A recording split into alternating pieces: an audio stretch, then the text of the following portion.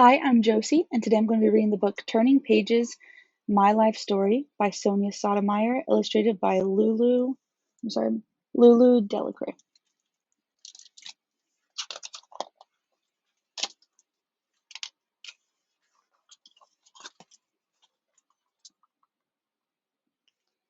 My story is a story about books, of poems and comics, of law and mystery, of science and science fiction, written both in Spanish and in English. Even though I was born and grew up in New York City, Espanol, Spanish, was the language we spoke at home, the language of Puerto Rico, the island where my family came from. I struggled to learn English. Balancing two languages in my head wasn't always easy, but books made learning fun. Reading was like lighting candles, each book a flame that lit up the world around me. What was so special about books? Do written words have a unique magic? At each step in my life, I would put together the answer like pieces to a puzzle. Do you speak more than one language? If your first language isn't English, did you find English hard to learn?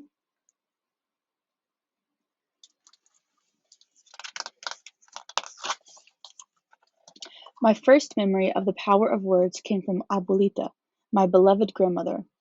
Every Saturday, my aunts and uncles and cousins would gather for a party at her home. After we ate dinner, the crowded little room would get quiet. Abuelita would close her eyes and recite poems written long ago about the tropical land our family had left behind. The words she spoke sent a charge through the room and sparked memories of her faraway island home. I didn't know how to read yet, but written words, I discovered, were electrical currents that jolted feelings to life. What does the author mean when she says jolted feelings to life? Electrical current that jolted feelings to life. What do you think that means?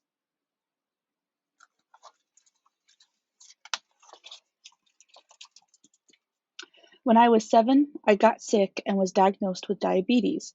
I was so afraid of the big needle used to take my blood for testing at the hospital that I ran outside and hid under a parked car.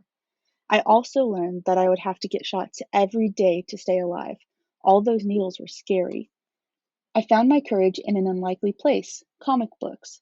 After reading stories of regular people who had secret superpowers that could save the world, I imagined being as brave and powerful as they were. Then I learned how to give myself the shots, and in time I got used to it.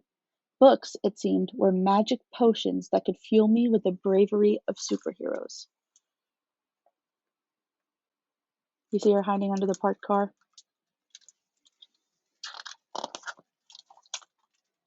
I may have been inspired by Supergirl, but I still needed to use an airplane if I wanted to fly. When we took trips from the cold concrete streets of the Bronx to sunny Puerto Rico, I ate fresh mangoes that had just fallen off the trees, sipped juice straight from the coconut, and marveled at the shimmer of tiny glowing creatures in the bay at night. But my favorite time was siesta at my aunt's home in Mayaguez. At lunchtime, we feasted on rice and beans and chicken spiced from sofrito, a delicious mixture of tomatoes, onions, garlic, and peppers. Then, belly stuffed full, all my aunts and uncles and cousins would settle down for a nap in the peaceful quiet of a hot afternoon. Their nap time was my reading time. I had my trusty books to keep me company. Books were my loyal friends. They made it so I never felt lonely.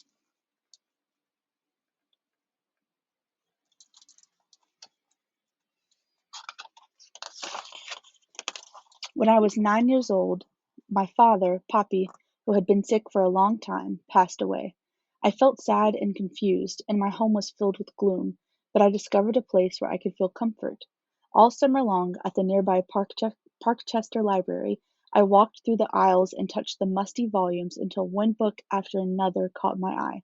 I read as many books as I could. I wanted to read them all. I was lucky to have a library that was in my neighborhood, walking distance from home.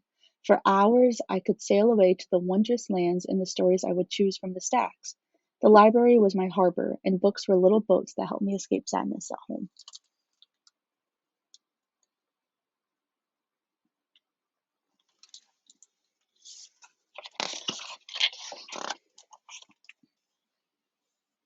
Leaving home, though, was the farthest thought from my mind the day a delivery man rang our apartment doorbell hauling two huge, heavy boxes. "What's inside?" my brother Juan and I asked, and Mommy, my mother, told us to look. Tearing open the package tape, We discovered an entire encyclopedia. There were 24 massive books, each unveiling secrets about the world, from the tiniest atoms to the tallest mountains, from the hottest deserts to the frozen tundra. Mommy had created a library in our very own home. Every time I opened a volume, I learned new words and ideas. There were miracles of life taking place in our bodies and outside in the world around us, and I started to think more about my place in it. I felt like a deep sea diver exploring mysterious depths. Books were my snorkel and flippers, helping me get there.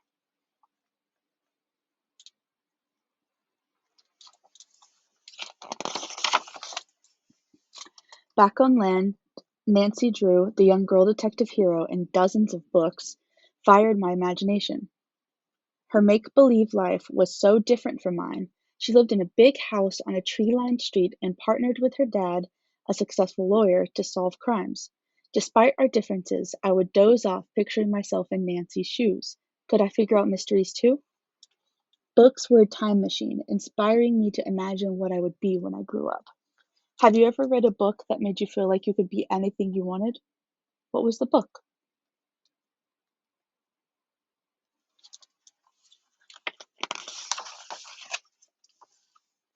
When we moved to a bigger apartment in the Bronx, our new home wasn't anything like Nancy Drew's, but Juan and I did finally get our own small rooms. It was really just one larger bedroom divided by a thin wall, but we each got to decorate our rooms. I chose wallpaper with pictures of the constellations in the sky. I loved reading science fiction books about journeys into deep space, time travel, and encounters with aliens. Even more amazing, real-life astronauts had just landed on the moon. They left behind a gift of words, messages of peace from the countries back on Earth. I read everything I could about the moon landing. If that was possible, then anything I could imagine was possible too.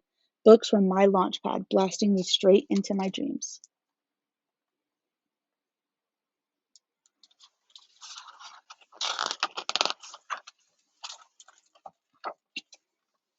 As I got older and read more, my future slowly started to take shape, like a ball of clay that you carefully sculpt into a figure with your fingers.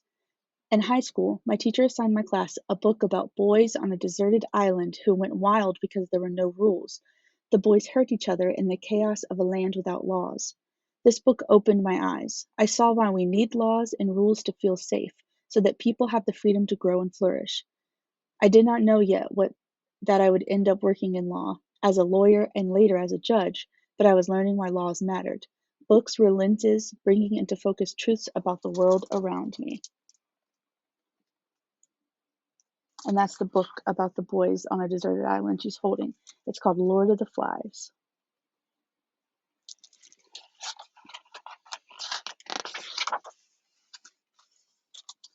The Bible, a special book we studied at my Catholic high school, taught me lessons about how to treat my neighbors. In one story, Jesus was approached by a crowd ready to punish a woman who had done wrong. Instead, Jesus challenged them, saying, "He that is without sin among you, let him first cast a stone at her." His calm, powerful words made people think. Slowly and silently, the people let her be and went home. I learned that we shouldn't be so quick to judge people who do the wrong things. Sometimes we make mistakes that can hurt someone else, but that doesn't make us bad people. It might just mean that we have to say we're sorry, put things right, and try harder. Books were teachers helping me sort out right from wrong.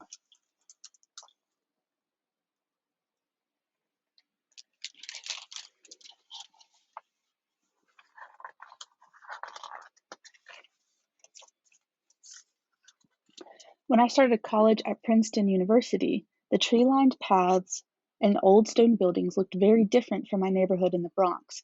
I was excited to be there, but I was homesick, and sometimes I felt like I was drowning in everything I didn't know. I quickly discovered the massive Firestone Library where I could find books on everything. It was so much bigger than my neighborhood library. I would study for hours to catch up. I even improved my writing using grammar books. Books became my life preserver, keeping my head above the water.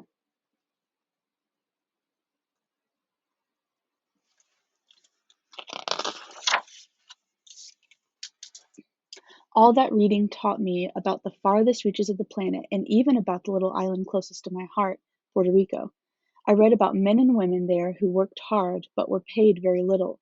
I read about how Puerto Rico became a part of the United States of America. Just like in my books, my grandfather worked in a cigar factory and got sick from the dust, and my aunt spent long days stitching handkerchiefs. Like many of the Puerto Ricans who came to New York, Mommy had a hard life. She studied for many years to become a nurse and was able to scrimp and save so that her kids, Juan and I, would have a brighter future. Reading had long taught me about the world outside, but now I was seeing in books a reflection of the lives led by my own family. Books were mirrors of my very own universe. Have you ever seen your character? Have you ever seen yourself as a character in a book? Who was the character, and why do you relate to them?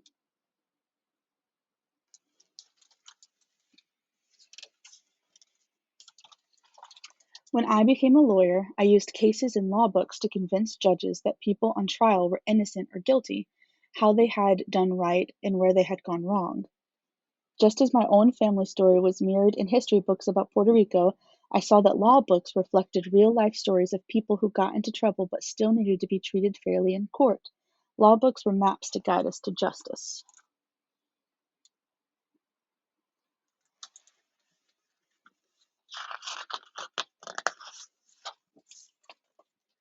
Justice means treating people fairly under the law. It's also the name of what I am now, Associate Justice of the Supreme Court of the United States. As a justice, I study the most important words in American law, the founding document of our government, the Constitution of the United States, and decide which laws agree with it. Every day, I borrow from the lessons of law books of the past and write decisions and opinions that will be bound into the law books of the future. Books are keys that unlock the wisdom of yesterday and open the door to tomorrow.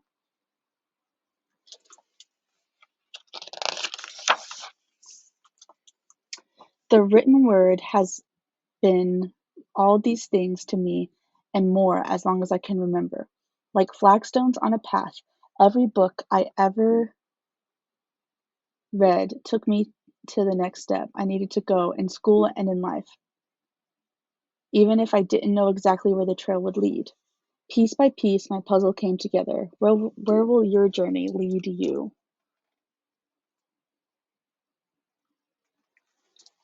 And that's the end of the book. But on the very last page, there's a timeline of her life. So this book was about the author's life, about Sonia's life. And if you made a timeline of your own life, what would it look like?